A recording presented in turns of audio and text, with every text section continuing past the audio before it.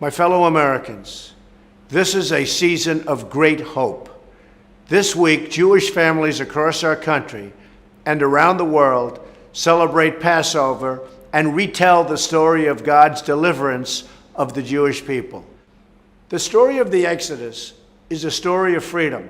It is a story of an incredible people who were liberated from oppression and raised up the face of humankind.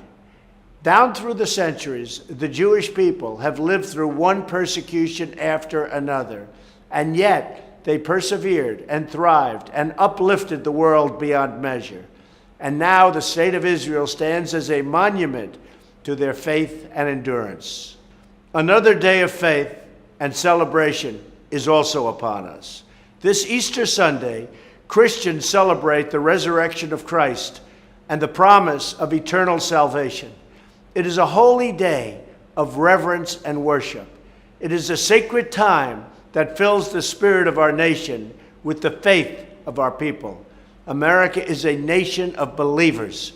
As families gather in houses of worship across the nation, we are grateful for the tremendous blessings of this land, our home.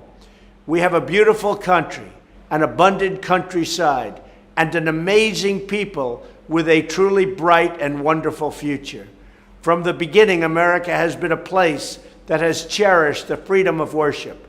That is the promise the first settlers saw in our vast continent, and it is the promise that our bravest warriors have protected for all of our citizens in centuries since, a long time ago.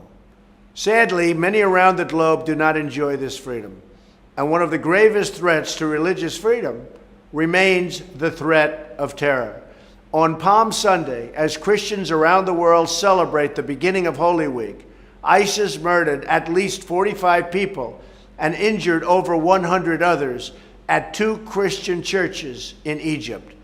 We condemn this barbaric attack. We mourn for those who lost loved ones, and we pray for the strength and wisdom to achieve a better tomorrow, one where good people of all faiths, Christians and Muslims and Jewish and Hindu, can follow their hearts and worship according to their conscience.